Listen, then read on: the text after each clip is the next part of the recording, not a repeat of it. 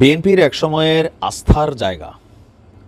BNP একসময় মনে করতো যে এই মানুষগুলাই তাদেরকে ভবিষ্যতে অন্য একটা জায়গা পর্যন্ত পৌঁছাতে সহযোগিতা করবে। এটা কিন্তু বাস্তব। নেতাকর্মীরা আমাদের ফেসবুকে যারা ছিলেন বা আপনারা নিজেরাও এখন জানেন, পিনাকিদা এবং সাংবাদিক ইলিয়াস 5ই আগস্টের পর তাদের যে অবস্থান, তাদের যে কথাবার্তা, তাদের যেই বিভিন্ন সাক্ষাৎকার, বিভিন্ন মানুষকে লাইভে নিয়ে আসা, প্রতিনিয়ত তাদের কন্টেন্ট তৈরি করা, প্রতিটা জিনিস খুব স্লোলি বিএনপির বিপক্ষে একটা জনমত কিন্তু তৈরি করছে। আর এটা নিয়ে বিএনপির নেতারাও কিন্তু বলছেন, বিদেশ বসে বসে জ্ঞান দিয়েন না, দেশের মধ্যে ঝামেলা পাকায়েন না।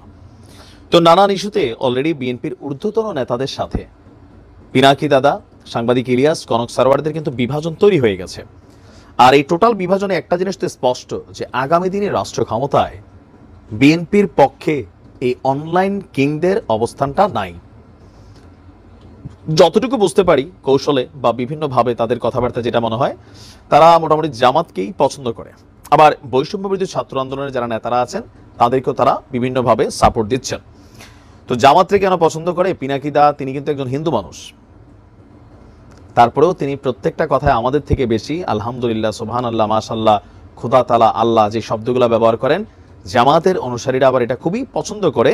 বিএনপিও এতদিন করতো, কিন্তু এখন করে না। তো আজকে দেখি বিএনপিকে নিয়ে বেশ একটা চাঞ্চল্যকর কিছু তথ্য দিয়েছেন পিনাকি ভট্টাচার্য।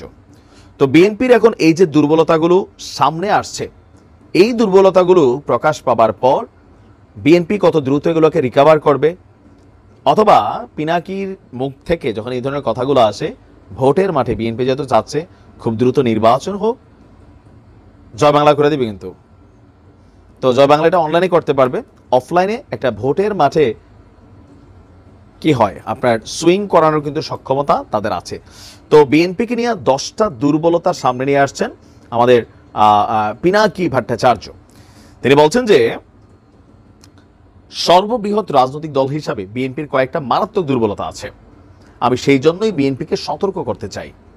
যদি আমরা বিএনপিকে পোস্ট হাসিনা কাল পর্বে বাংলাদেশের নেতৃত্বে কল্পনা করি, তাহলে বিএনপির এই দুর্বলতা জাতিকে ভোগাবে। আপনি নিশ্চয়ই কথাটা বুঝতে পারছেন। তা আমার মনে হয় তিনি বিএনপির, যেহেতু তিনি যথেষ্ট বিচক্ষণ পিনাকি দাদা, বিএনপির তারা গেল 3-4 মাস আগেও পিনাকি দাদার যথেষ্ট সম্মান করতেন, ভক্তি করতেন। আজকাল দেখে অনেকে নানান মন্তব্য করেন, কারণ এখন তার বক্তব্যগুলো বিএনপির বিরোধিতা করছে। তো তিনি বিএনপির 10টা দুর্বল দিক বের করেছেন। প্রথমত, তরুণদের রিক্রুটমেন্ট নেই এই দলটাতে। ছাত্রদল ছাত্রদের মধ্যে সবচেয়ে জনপ্রিয় ছাত্র সংগঠন নয়। তিনি বোঝাচ্ছেন যে ছাত্রদের কাছে এই মুহূর্তে ছাত্রদল জনপ্রিয় কোনো সংগঠন না। বিএনপির নিজস্ব মিডিয়া নাই, দলীয় পত্রিকা নাই, বিএনপি প্রভাবিত মিডিয়া আউটলেট নাই। নাম্বার 3, বিএনপির বুদ্ধিজীবী নাই। তো যারা এত মানুষ আছে, যারা আছে তাদের ন্যূনতম নাকি পলিটিক্যাল ট্রেনিং নাই।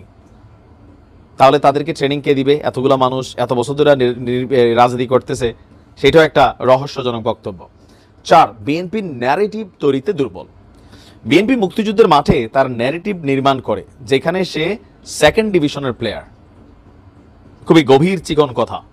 বিএনপির অনলাইন প্রেজেন্স দুর্বল, যে অনলাইনে বিএনপিকে লিড করার মতন, আপনারা এতদিন কিন্তু সাংবাদিক ইলিয়াস, পিনাকিদের কাঁধেই বিএনপি অনকাইন্ড অফ ভর করা ছিল।